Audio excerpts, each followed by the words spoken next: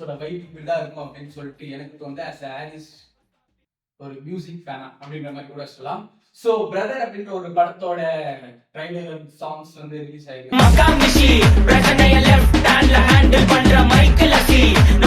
So பாடல்கள் வந்து ரொம்ப ரொம்ப ஆவலாவே இருந்துச்சு. ஏன்னா வந்து எம் ராஜேஷ், ஜெயம் ரவி, ஹாரிஸ் ஜெயராஜன் போது இப்போ காம்போல வந்து முன்னாடி வந்த பாடல்கள் வந்து தனித்தனியாவே ஒரு மாதிரி பயங்கரமான ஆல்பம். இப்போ வரைக்குமே நம்ம வந்து லிட்டரலா நினைச்சா போய் கேட்போம் அப்படின்ற மாதிரி நிறைய பாடல்கள் கொடுத்துட்டு இருக்காங்க. கல்ட்டு கிளாஸ்க்காக நிறைய பாடல்கள் கொடுத்துட்டு இருக்காங்க. ஸோ இவங்க 3 பேருமே ஜாயின் பண்ணும்போது அது இல்லாம ரொம்ப long back Harris Jayaraj come back அப்படின்னு சொல்லிட்டு ஸோ துருவ நட்சத்திரம் வந்தா ஆல்ரெடி அந்த பாடல்கள் எல்லாமே ஒரு மாதிரி சூப்பரா இருந்தாலுமே கூட அந்த பாடல் ரிலீஸ் ஆனதா ஹாரிஸோட ஒரு பயங்கரமான ஒரு விஷயம் தெரியும். ஸோ அதுவும் ஒரு மாதிரி இல்லாம ஹாரிஸ் ஃபேன்ஸ் எல்லாம் ஒரு மாதிரி பழைய பாட்டையும் கேட்டு தொங்கி இருந்த நிலவி மக்கா விஷி அப்படின்னு சொல்லிட்டு டக்குனே தம்பிகளா ஓரத்தலுங்க அப்படின்ற மாதிரி ஒரு பாடலை கொடுத்துட்டு அதுக்கப்புறம் ஆல்பம்க்கு ரொம்ப வெயிட் பண்ணிட்டு இருந்தேன் அப்படின்ற மாதிரி சொல்லாம அந்த ஒரு பாடலே தெரியுது ஒரு மாதிரி பயங்கரமான ஒரு ரெஃப்ரெஷிங்கான ஒரு பாடல் அப்படின்ற மாதிரி.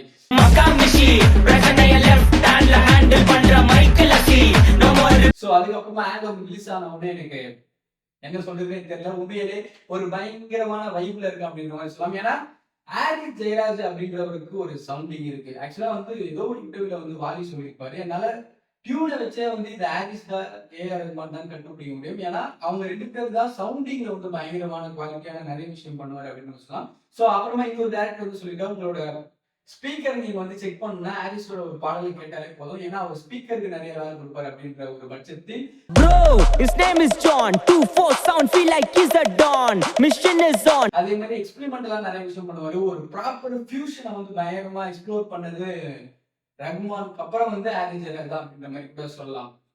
ஸோ அந்த ஒரு சைடு வந்து பிரதர் அப்படின்ற ஒரு படத்தோட ஆல்பம் ரிலீஸ் ஆனதுல எனக்கு வந்து ஆக்சுவலா ஆல்பம் வந்து ஒரு ஃபுல் சாட்டிஸ்பாக்சன் அப்படின்ற மாதிரி சொல்லலாம். ஸோ எக்ஸப்ட் மக்கா விஷயம், ஏன்னா அது ஆல்ரெடி நம்ம வந்து பயங்கரமா வெயிட் பண்ணிட்டோம். ஸோ அதை தாண்டி நிறைய பாடல்கள் இருக்கு. அதுல வந்து நான் சொன்ன மாதிரி எக்ஸ்பெரிமெண்ட்ல, ஏன்னா மக்கா விஷயம் ஒரு வைரல் பாடல்னு சொல்லிட்டு அதுக்கே பிளான் பண்ணி பண்ண மாதிரி இருந்துச்சு. ஆனா இந்த ஃபியூஷன் எக்ஸ்பெரிமெண்டல் இப்படியெல்லாம் ட்ரை பண்ண முடியுமா, இந்த பாடலுக்கு இந்த ஜானருக்கு ட்ரை பண்ண முடியுமான்னு சொல்லிட்டு பயங்கரமா ஒரு மாதிரி ஒரு பயங்கரமான ஒரு எக்ஸைட்மெண்ட்டை கொடுத்துட்டாரு அப்படின்ற மாதிரி சொல்லலாம். ஸோ அதுல முதல் பாடல் வந்து அமுதா அப்படின்னு சொல்லிட்டு ஒரு பாடல் இருக்கு. ஸோ அந்த பாடல் வந்து எப்பவுமே அந்த ஹாரிஸ் ஜெயராஜோட ஒரு கைவந்த கலையா ஒரு பாடல்கள், சில பாடல்கள்லாம் இருக்கும்.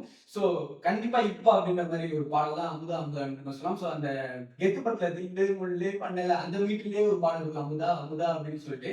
ஸோ அந்த பாடல்ல வந்து ஒரு நார்மலான ஒரு டூயட் சாங்கோ இல்ல ஒரு ஒன் சைட் லவ் சாங்கோ அந்த மாதிரி ஒரு வீட்டுல அதுக்குள்ள ஒரு பண்ண எக்ஸ்பெரிமெண்ட் இல்ல சான்ஸ் ஹாரிஸ் அவரால் மட்டும் தான் பண்ண முடியும், யோசிக்க முடியும் அப்படின்ற மாதிரி சூப்பரா இருந்துச்சு. அதுக்குள்ள வந்து இந்த முன்னாடி மாற்றான் படத்துல கால்முறைக்கு போய் அப்படின்னு சொல்லி ஒரு பாடல் இருக்கும். அதுக்குள்ள வந்து ஒரு சரணம் வந்து ரொம்ப கஷ்டமா இருக்கு, அந்த பாடுறதே ரொம்ப கஷ்டம். ஸோ அதை வந்து மறுபடியும் ரீக்ரியேட் பண்ண மாதிரி இதுல ஒரு விஷயம் வந்து அட் சேம் டைம் அது வந்து ரொம்ப டிஃப்ரெண்டா பண்ணது வந்து ஒரு மாதிரி செம்மையா இருந்துச்சு. ஸோ எடிட் அதை போடலாம் ஒரு மாதிரி செம்மையா இருந்துச்சு. பாடலும் ஒரு மாதிரி பயங்கரமான ஒரு வைப் அப்படின்ற மாதிரி சொல்லலாம்.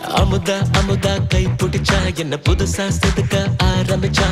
ஸோ அதுக்கப்புறமா வந்து மதுஸ்ரீ ஒரு பாடல் பண்ணிருக்காங்க. ஒரு மேரேஜ் சாங் மாதிரி ஒரு பாடல் இருந்துச்சு. உண்மையிலே செம்ம பாட்டு. எனக்கு ஆல்பம்ல வந்து ஆஃப்டர் மக்கா விஷயம் எனக்கு வந்து அந்த பாடல் ரொம்ப பிடிச்சி, நான் மதுஸ்ரீ எனக்கு ரொம்ப பிடிக்கும் வாய்ஸ்ல. ஸோ அதுல வந்து எனக்கு அதுலயும் ஒரு மாதிரி சூப்பரா பண்ணியிருந்தாங்க. ஆக்சுவலா ஃபர்ஸ்ட் பாடல் வந்து she is my beautiful lady அப்படின்னு சொல்லிட்டு ஒரு மாதிரி வெஸ்டர்னா ஸ்டார்ட் ஆகும் பாடல். You are ever beautiful lady vibing in a colorful sari body. So அதுக்குள்ள வந்து கிளாசிக்கல் இன்ஸ்ட்ருமெண்ட், நான் சொன்ன ஃபியூஷனை வந்து பயங்கரமா செட் பண்ணிட்டு இருந்தாங்க இந்த பாடல்ல. கிளாசிக்கல் இன்ஸ்ட்ருமெண்ட் வந்து ஒரு தவுளு, நாதஸ்வரம், அதை வந்து இந்த வெஸ்டர்ன் அந்த ஒரு எப்படி சொல்றது ஒரு பப் சாங் அந்த மாதிரி டிராவல் ஆகும்போது அதுக்குள்ள அந்த பப் சவுண்டும் வச்சு அப்படியே நாதஸ்வரமும் கேட்கும், தமிழ் சத்தமும் கேட்கும். ஸோ அதை வந்து ரொம்ப சூப்பரா பிளெண்ட் பண்ணி ஃபியூஷன் பண்ணுது. அதுக்குள்ள மதுஸ்ரீ சண்டு சரணம் ஒரு மாதிரி பயங்கர பின்னி எடுத்தாங்க அப்படின்னு சொன்னோம்.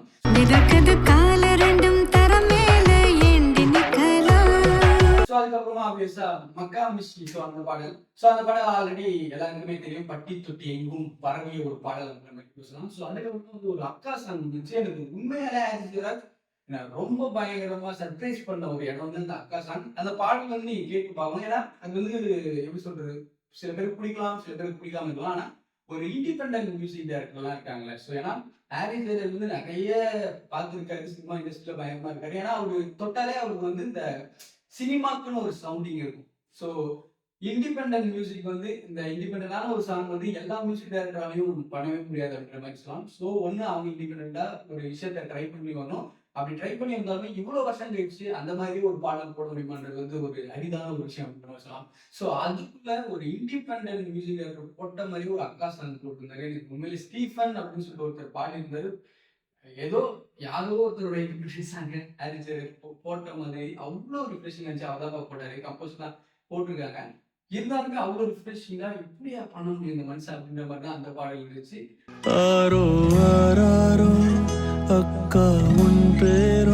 அதுக்கப்புறம் வந்து பேட் கேஸ் அப்படின்னு சொல்லிட்டு ஒரு பாடல் இருந்துச்சு. அகைன் என் தலைவன் இறங்கிட்டார் அப்படின்னு நம்ம சொல்லணும். ஒரு லோக்கல் ஒரு வெஸ்டர்ன் ரெண்டுத்தையுமே சேர்த்து ஒரு ஃபியூஷனாக செட் பண்ணி அதுக்குள்ள ரேப்பு, அதுக்குள்ள ஒரு இந்த ஃபோக் சாங்க்குலாம் ஒரு மீட்டர் பாடுவாங்க. அதுதான் எனக்கு ரொம்ப ஆச்சரியமாக இருந்துச்சு. இந்த வெஸ்டர்ன்ல ஃபோக் சாங்க்கு பாடுற ஒரு மீட்டரை வெஸ்டர்ன்ல பாட வச்சு அது ஒரு மாதிரி செம வைபான ஒரு பாடல் அகைன் அப்படின்ற மாதிரி சொல்லலாம். ஸோ